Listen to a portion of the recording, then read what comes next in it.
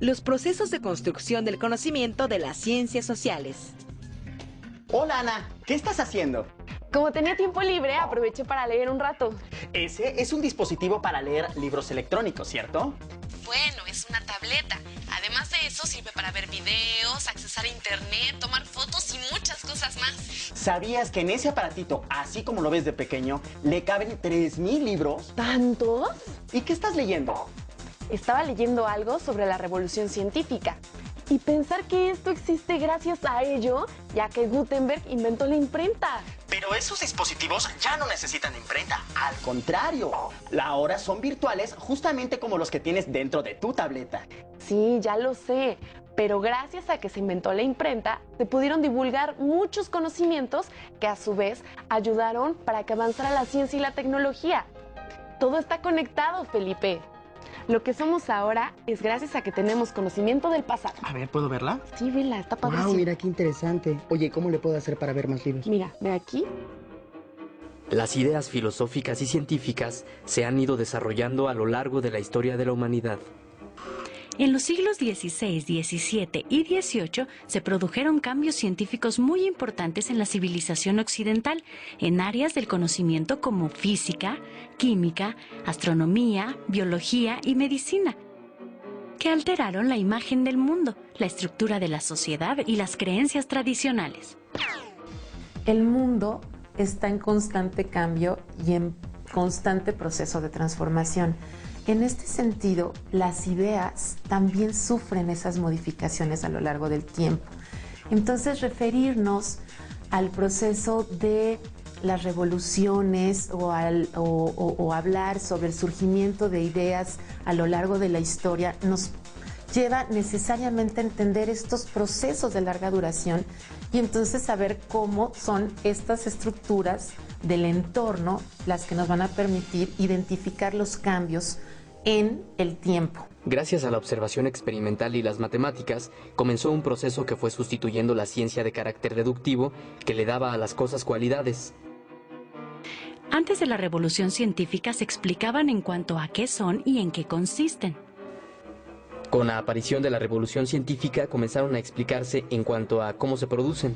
La revolución científica es fundamental porque en este proceso de larga duración lo que observamos es que el pensamiento de los seres humanos y nuestra manera de relacionarnos con el entorno ha ido cambiando a lo largo de la historia de la humanidad.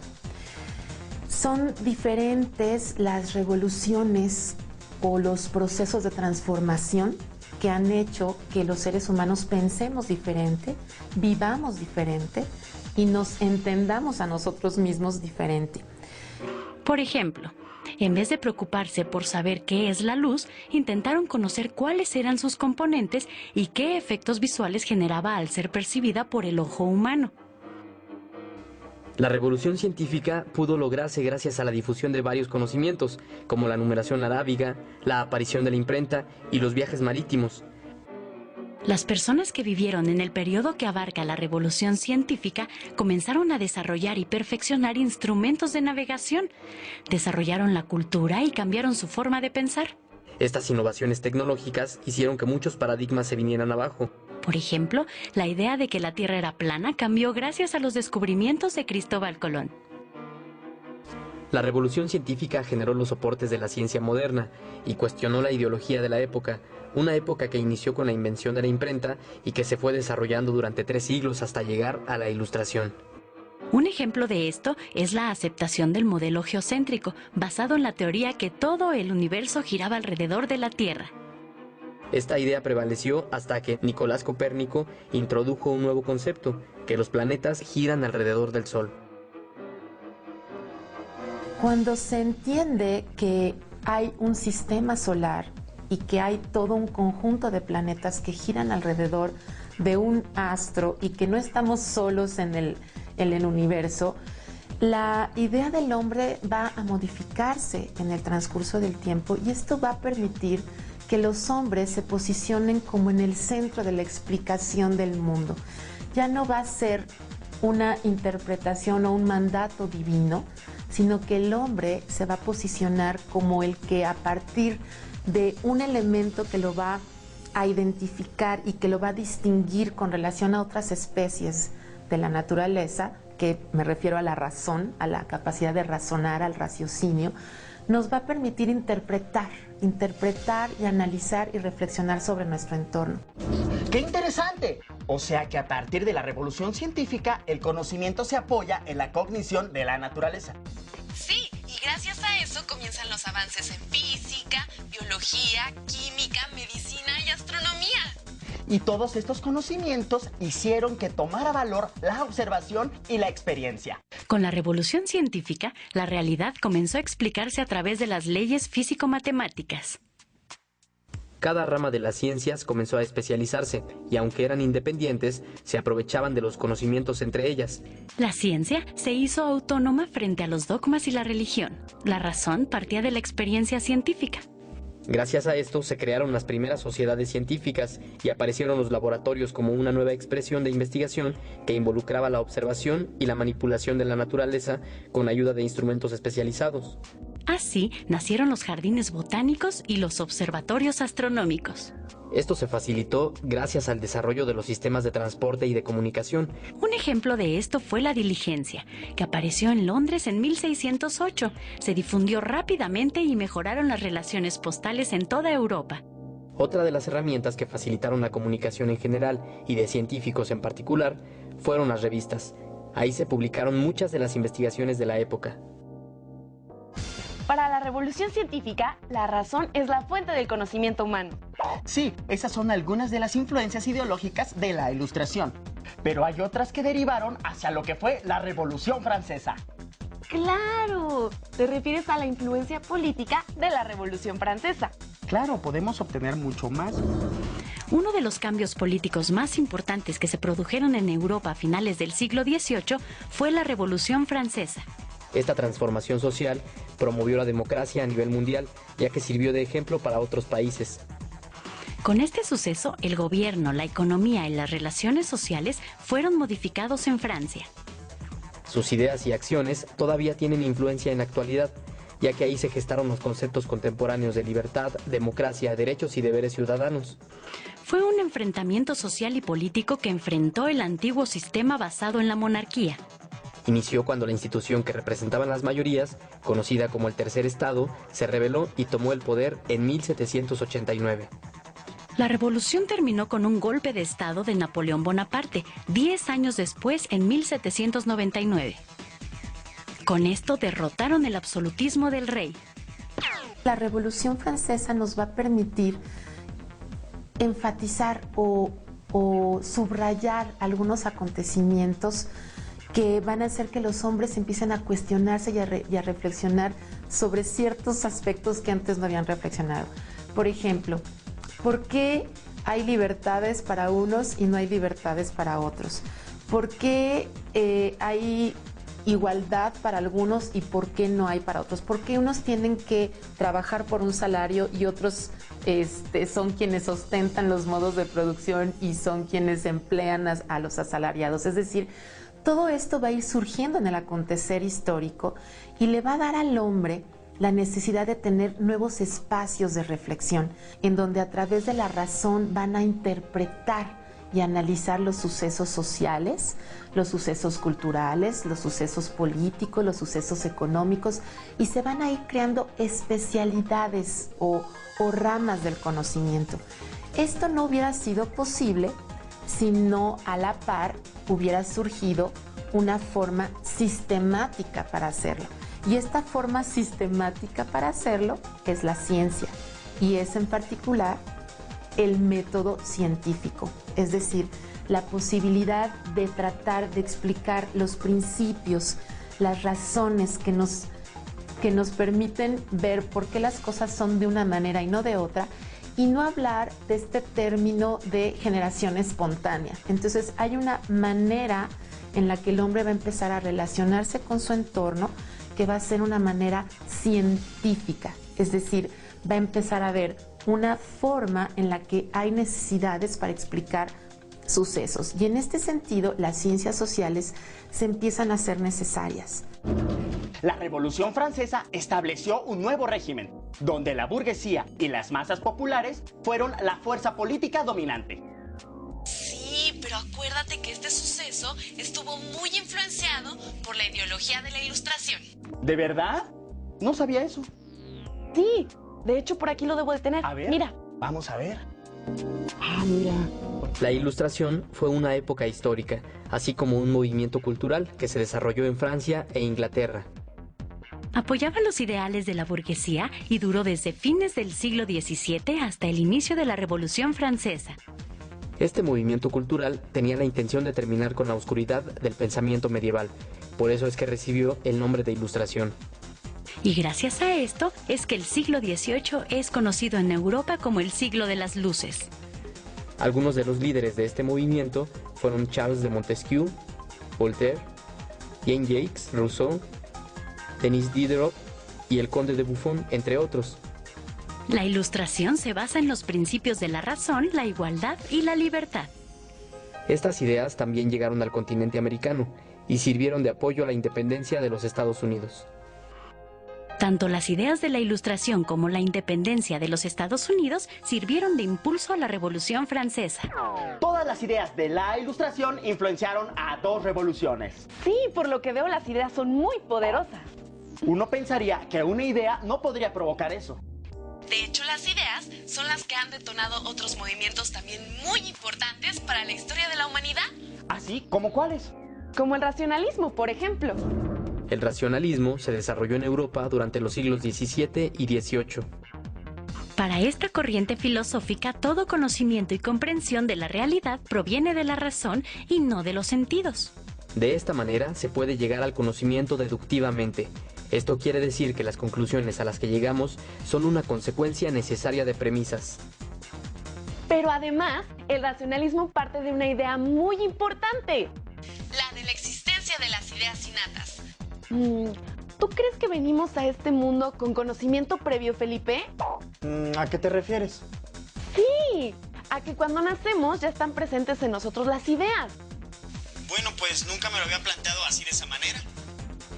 Aquí dice que para los racionalistas la existencia de las ideas innatas es uno de los puntos fundamentales. Los racionalistas retomaron el concepto de ideas innatas de Platón, quien decía que el conocimiento solo podía alcanzarse a través de las ideas que se encontraban grabadas en el alma humana. Según los racionalistas, la conciencia posee ideas en las que se fundamenta la verdad. Estas ideas se caracterizan por la simplicidad y la evidencia, y a partir de ellas se fundamenta deductivamente el conocimiento.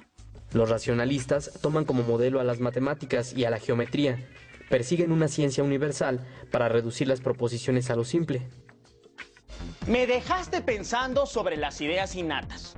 Entonces hay un conocimiento previo que está impreso en nuestra alma. Eso decían los racionalistas. Bueno, pero si es una corriente filosófica que estudió y reflexionó mucho sobre el tema, deben saberlo, ¿no? Pues hubo otra corriente que decía lo contrario. ¿Y cómo se llama esa corriente? Era el empirismo y le daba preferencia a la experiencia.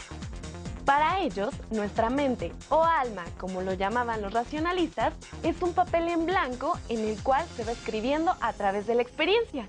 O sea que para los empiristas no existen las ideas innatas.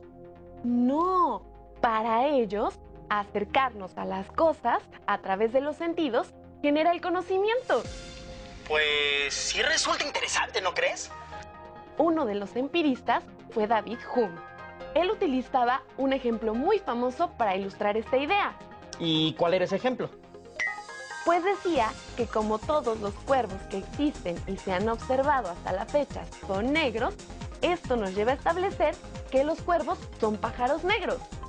Pero para el científico es muy importante no rechazar la posibilidad de que existiera un cuervo blanco. Y la búsqueda del cuervo blanco es la tarea más importante de la ciencia. El empirismo es esta posibilidad de relacionarme con mi objeto de estudio y tiene que ver con el surgimiento de la ciencia y de un método de aproximación para poder comprobar, para poder, lo que se dice, sistematizar el conocimiento. El empirismo es una forma a través de la cual yo me voy a relacionar con este objeto. Entonces, es muy importante porque si pensamos las ciencias sociales, los seres humanos somos sujeto y objeto. Las ciencias sociales estudian las sociedades, están estudiando al hombre y están estudiando cómo el hombre interviene y actúa sobre las sociedades. Entonces los acontecimientos económicos, políticos, sociales que los hombres hacemos tienen un impacto en la sociedad y nosotros somos sujetos y objetos de investigación. El empirismo surge en Inglaterra en el siglo XVII y se extiende durante el siglo XVIII. Sus representantes más importantes son John Locke, George Berkeley y David Hume.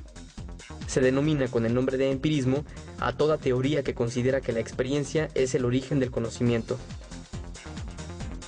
Este pensamiento influyó en la Ilustración y en la Revolución Francesa e impulsó el reconocimiento de los derechos humanos. Para el empirismo, la mente solo puede conocer las cosas a partir de las ideas que tiene sobre ellas. Considera a la experiencia como la percepción de los objetos y las operaciones internas de la mente.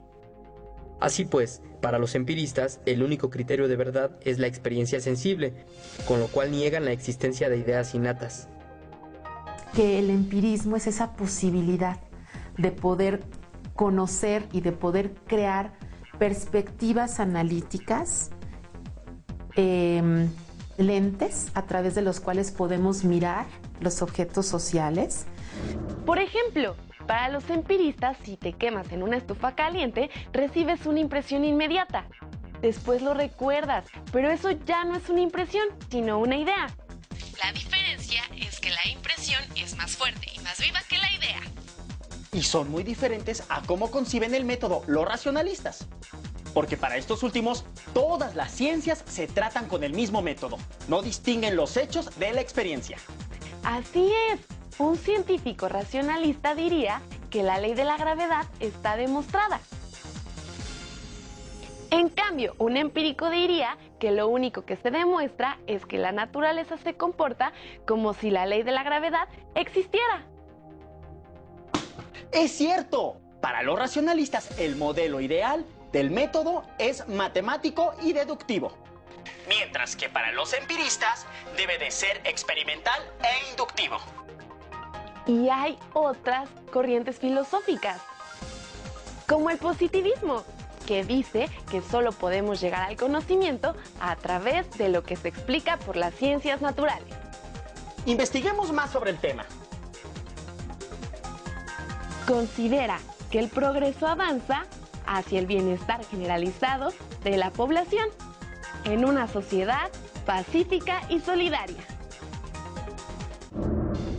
A finales del siglo XIX, las estructuras sociales comenzaron a experimentar cambios. Gracias a la revolución industrial, la sociedad iba hacia una organización más compleja. En este contexto surge el evolucionismo unilineal. Esta teoría buscaba ordenar las formas de vida natural. Está fundamentada en el materialismo histórico de Carlos Marx, La concepción filosófica de la historia de Hegel y el origen de las especies de Charles Darwin. Luego de ellos vinieron otros pensadores, como Edward Taylor, Lewis Morgan y James Fraser. Los evolucionistas consideraban que las sociedades debían pasar por diferentes estados, clasificándolas en salvajes, primitivas y civilizadas. Creían que la naturaleza humana es idéntica en todas las sociedades y en todas las épocas, y que las diferencias entre los procesos mentales de pueblos diferentes se debían al nivel de desarrollo que habían logrado en cuanto a términos de pensamiento y racionalidad. ¿Te imaginas? Según esta teoría, los pueblos más atrasados son iguales que los más avanzados, solo que están en un momento de desarrollo anterior. Pero con este pretexto, la teoría evolucionista quería legitimar la colonia. ¿Cómo? Sí, llevar la civilización y progreso a los pueblos. Lo que estaban haciendo era justificar la empresa de la colonia. Por ejemplo, Sudáfrica era una colonia holandesa y ellos los tenían sometidos, haciéndoles creer que llevaban civilización y progreso. ¡Claro! Lo mismo sucedió en la India, que gracias a Gandhi pudo liberarse de la colonia inglesa. Pues creo que por hoy ha sido suficiente. Ha sido muy interesante conocer los diferentes modos de explicar la realidad, ¿no crees? Sí, había tantas y tantas ideas. Y podemos seguir navegando para ver qué encontramos en Internet. Así que nos vemos en la próxima. ¡Hasta luego!